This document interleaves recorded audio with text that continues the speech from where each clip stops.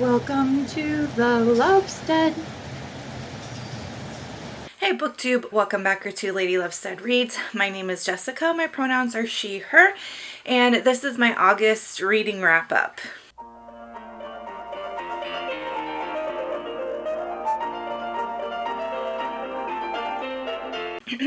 I have a feeling this is going to be a really short video because if you've been watching any of my videos this month, you know that August was a really abysmal reading month for me.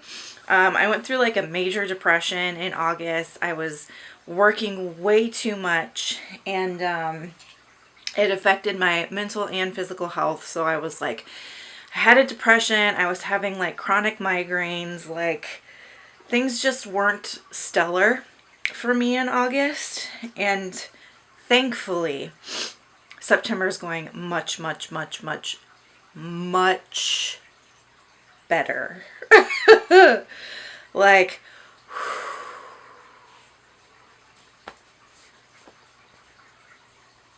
thank goodness, right? Thank you to everyone who sent me like your kind well wishes and all of that. Like, I'm okay. I'm not telling you these things for sympathy or anything like that, just to give you a sense of like where I'm at with things and why my reading has been so terrible in the month of August. Plus, like, I just like, you're my family. You're my booktube family. So I like to share with you how things are going here at the Lovestead, because like that's what family does. Like we share. Anyway, I read 4 books in August, which is probably the worst reading month that I've had in years.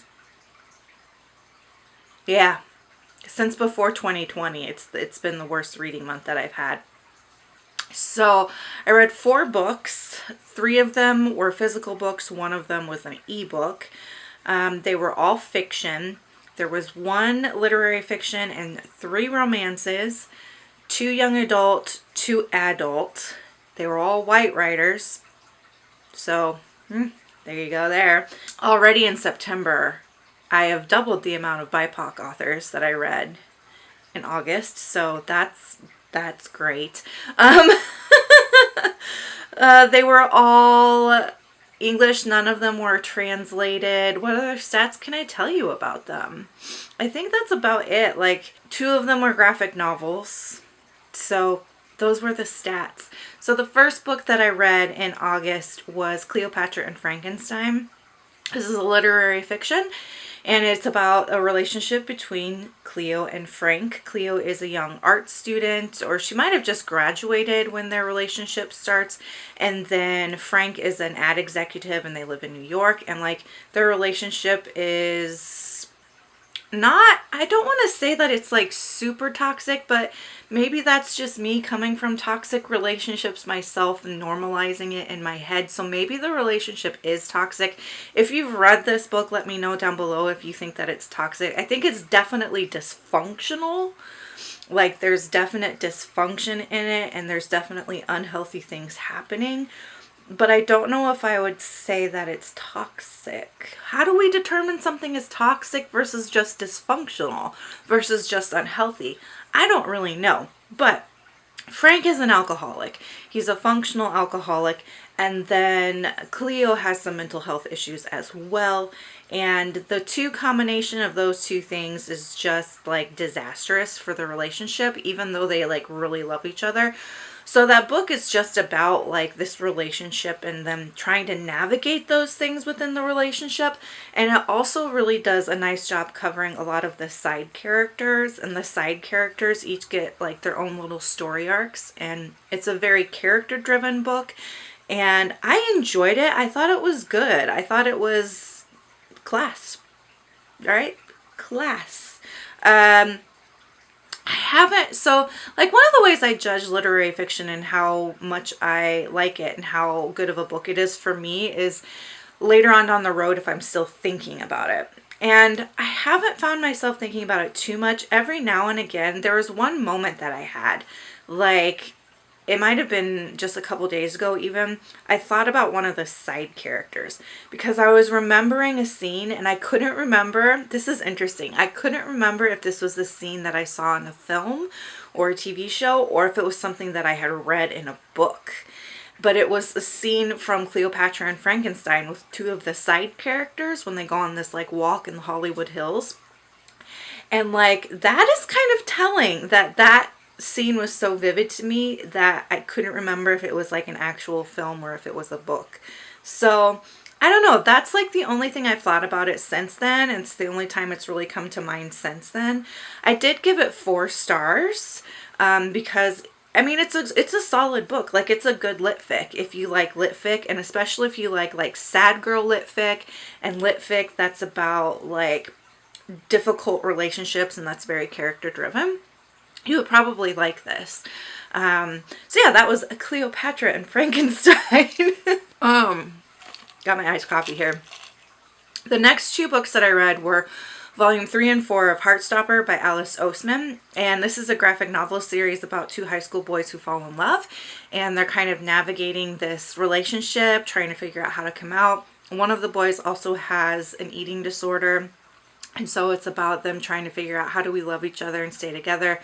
Even when I'm like struggling this much with this eating disorder, how does the one boy support the other in a way that's still healthy for him? And like, it's a really sweet story, and it's YA, and I think it addresses some important issues around like navigating a homosexual relationship when you're in high school, around navigating mental health issues when you're in high school.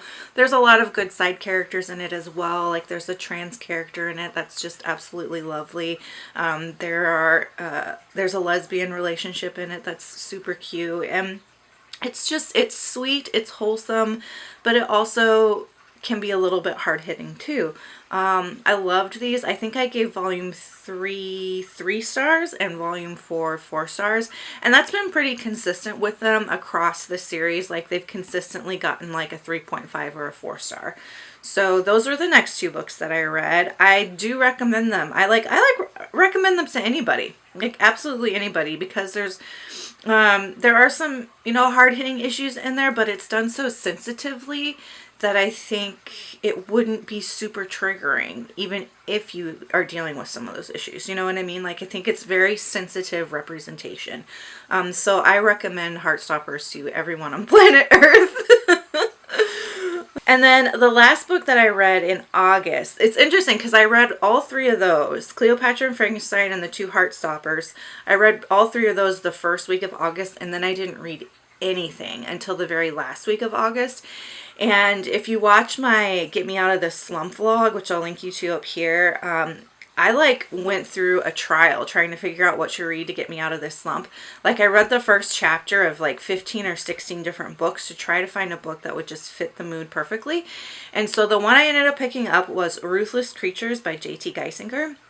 This is a dark mafia romance, very high on smut, and it did the trick. It absolutely did the trick. It was exactly what I was in the mood for. It was exactly what I needed in the moment, and it got me out of my reading slump.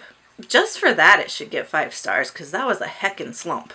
But this is about, what are their names? Cage is the male. Natalie is the female, the woman. So the hero is Cage, the heroine is Natalie. Natalie lives in Lake Tahoe, which was a city I'd never read a book set in before, so that was kind of fun. But she could be what we call like a widow because her fiance went missing on, it's either like the day they were supposed to get married or like the week before they were supposed to get married. He goes missing, and then he's gone long enough that they presume he's dead. So she's kind of a widow. She's kind of like mourning him, trying to figure out how to move forward with her life, wondering like, where is he? Is he still alive? That would be a really hard thing to deal with. And I think that the writer J.T. Geisinger illustrated some of those complicated feelings really well. And then this guy moves into town, Cage, and he's like this dark brooding bad boy, and he moves right next door to Natalie, and then they keep running into each other, and then it's a dark romance, so dark romance ensues, and turns out he is mafia affiliated, And what I really liked about this was just, okay, so the guy is like an alpha hero. So if you don't like alpha heroes, you probably wouldn't like this. He's very like dominant, he's very alpha, but he is also like very respectful and just kind of melts for her. And I loved seeing the progression of their relationship from both points of view, because it does rotate between Natalie and Cage's point of view and first person point of view, and seeing Natalie kind of work through her past trauma, and then seeing Cage like also work through his past trauma, and the way that they communicate, and even the smut scenes, like the way that they communicate in the smut scenes was just so nice. And like, I don't know, I really, really liked this. But as I said, if you don't like dominant alpha heroes, this might not be the book for you. It's also high steam, like 4 spicy jalapenos, okay? So if you do not like a lot of smut in your book, you probably won't like this either. But the progression of the relationship was like perfect. The pacing of it was perfect. Like the build up was perfect. The build up to the smutty scenes was perfect. Oh my gosh, JT Geisinger can write attraction so well. Like there could be a scene where nothing even happens. Like they don't even touch each other. And it's just like the way that he looks at her and the things that he says to her. Like you can just feel that electricity between them. Like this author has a talent for writing attraction. So I think that I gave this book 4 stars. That was my reading in August. All 4 books. The nice thing is that September is going much, much better. And I think that I'm over this slump. Thank goodness. I am back on track mental health wise, feeling much better. My migraines are gone. Like we are rocking and rolling once again. So thank you for people who have supported me through the months of August or just dropped a kind word to help me get through things. Thank you for people who have been patient with me while I was dealing with all of that. And yeah, let me know down below if you've read any of these books, what you think of them, if you're planning to read them, if you like them, if you didn't like them. No spoilers for folks who haven't read them. And if you just want to let me know that you're here, go ahead and leave me a blue heart emoji. And until next time, make sure that you continue to read good books, drink a coffee, take care of yourselves and each other. Bye!